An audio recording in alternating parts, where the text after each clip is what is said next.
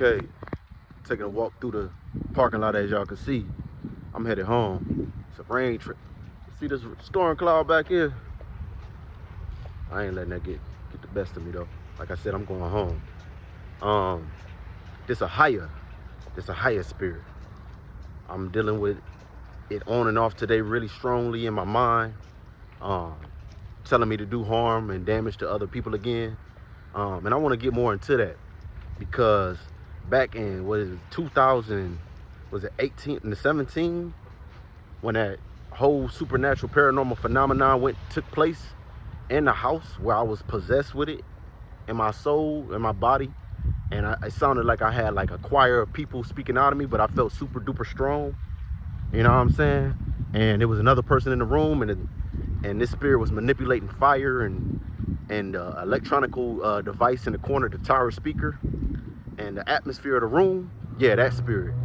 The guy across from me that was sitting down on the couch, he told me that the spirit that was doing it his name was Ahâyâh.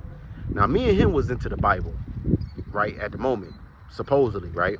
But like I said, it was one part where I met up with him, and he looked like a skinwalker. Crazy, he looked crazy. Didn't even look right. So I double think the whole situation. Like, I don't know this guy. It's not like we was friends. I met him, he a stranger on the street. I really don't know who I met, who I ran into, to be honest. And I'm aware there's a lot of stuff on earth outside of us.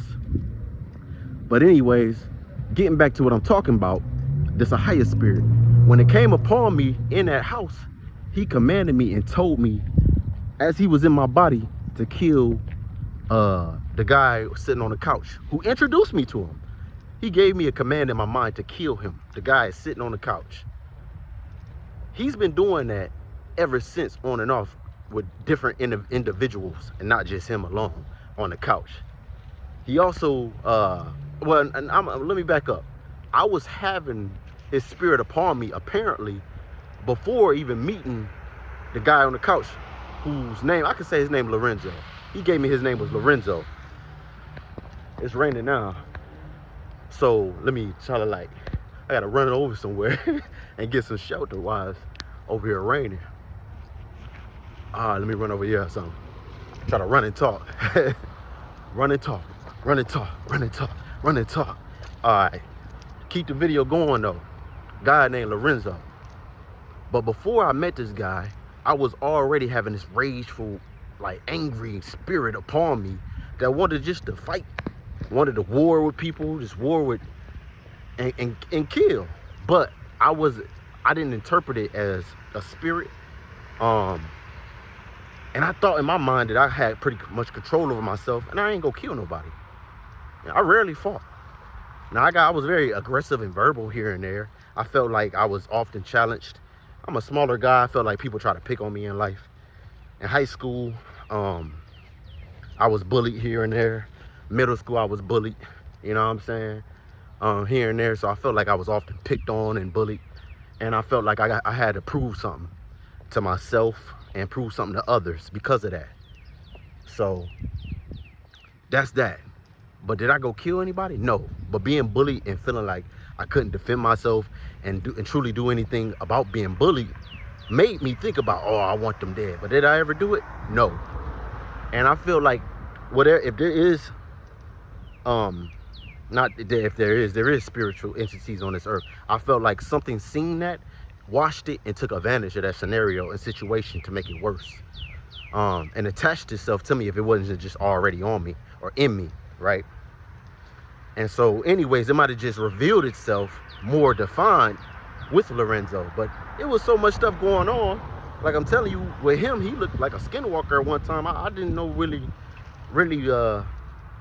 perfectly at times how to interpret the whole situation. I just know this spirit that he told me his name told me to kill him. He's sitting on the couch. Did I listen? No. I'm like, what the heck? I'm thinking it's the God of the Bible. Why would the God of the Bible tell me to kill the man right there on the couch who introduced me to him? This your servant or your prophet? Why would you tell me to kill him? You want me to kill your prophet? I'm like, nah, plus I'm not doing it. And I ain't going to the penitentiary. That's what I was thinking in my head. I'm not going to the penitentiary. And I just didn't want the main thing is I don't want the blood on my hands, because I'm not at heart, I'm not really a murderer. If I had to defend myself and it was life or death, or I felt like there was a noble cause or some type of cause that was worth killing somebody over, then yeah. But just cause something told me in my head to do it, and then even if somebody else can't told me to do it, you know what I'm saying? I got to think about that. I ain't just gonna do it because you told me to kill him. You know what I'm saying? So if I'm wrong for that, hey. But anyways, this Ahâyâh spirit. I would hear him audibly. He's tormented me severely. Mess with my head. Like sometimes I would just do this. Like I would do crazy stuff, like with my own body, or I would have certain jerks or body movements that I don't control. And so I seen it as a sign of like possession nearly. I done went to go see a priest. I done went to go, I done prayed. Like I said, I done did the whole 9. So it wasn't just the homosexuality that I was trying to get rid of, but it was other things also attached to me, harming me or around me throughout my life, that has made my life harder and more difficult to live, or uncomfortable to live. And that's the truth. And so, you know, I see on the news people, they killing their kids killing their parents, people doing mass shootings, and all type of stuff. And then a lot of times certain situations is labeled mental illness. And so I just assume that other people hearing voices and commands in their mind, and they ain't like me, they going through with it. You know what I'm saying? Or they, hey, what's going on? How you doing? Good, how are you? I'm good, thank you. I'm glad I made it home before the rain. Yeah, I already got soaked earlier.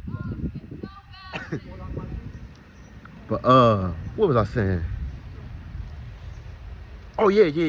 And there's nothing stopping those people from going to do it, because they end up doing it.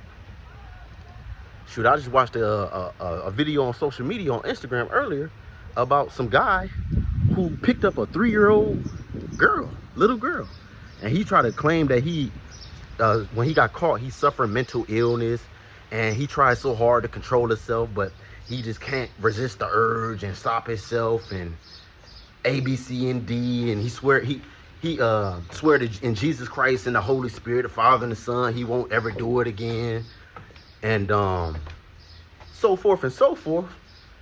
And that he's been trying to just, you know what I'm saying, get his life together. Well, basically spend more time focusing on Jesus now.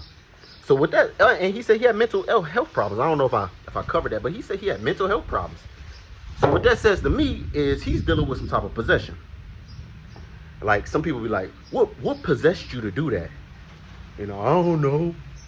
What possessed you to do that? Now, we might look at that as a surface level thing, but me, I'm looking at that deeply. Like, hold on, no, something really possessed that person to go through with that action. And apparently something possessed that dude to pick up a 3-year-old child. Now, that don't mean we just let it happen, of course. Somebody stopped it apparently, or intervened. But yeah, everything ain't just surface level like we think it is. And like I told y'all in another video, I don't got all the answers on how to fight it, but I know you better, boy, unless you want to go to prison. Shit, you want to go to prison? Shit, you trying to go to the penitentiary? Because as far as I'm concerned, I could have swore messing with kids was illegal in America. Homosexuality might not be, but I could have swore pedophilia was, and being a pedophile. So you want to go to prison? Or somebody would take you out for messing with their children, bro. I'm going to keep it a stack with you. So I don't know. I don't know what's going on. Like I said, I don't got the answer to give somebody to tell them what to do to stop that if something comes over them and forces them or tells them to do it. But listen, bro, if something come over you and you kill your mom, she ain't coming back. I'm gonna keep it a bean with you. She ain't no resurrection from the dead. She not coming back. You ain't about to see her the next day. And guess what, bucko? When they figure out you did it, you going to the penitentiary. I'm gonna keep it a bean with you. You going to the penitentiary, okay? So if you want to take them penitentiary chances, then hey, that's on you. I'm gonna be real with you. And if something possess you, kill your girlfriend, or you go out here and start raping people, that's on you. Keep it a bean with you. I done been in jail. I ain't like it. So I'm gonna just keep it real with you. That's on you. All right. This is just a little more. This is a higher story. More is gonna come out as time progresses. I'm gonna drop this. We almost at 10 minutes. I'm about to go in the house. It's raining. I done left my key in the door because my mind so much be going on up here that like that I gotta work through on a daily of trying to fight and resist and think and still find enjoyment in life that I be messed up. Like, look at this. Left my whole key in the door and I've been going for hours. I've been going for hours. Y'all hear that? Hold on, let me show y'all this. Raining. Walked in the rain. I didn't got, like I told you, I got soaked. Y'all see this? Look at them. I didn't got soaked. I'm back home now. Oh, and and that's beautiful too. That's like something you see on the like National Geographic or something. Yeah, that's beautiful. I love storms.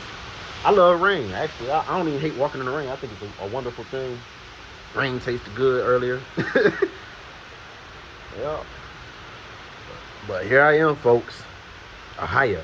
Who is Ahâyâh?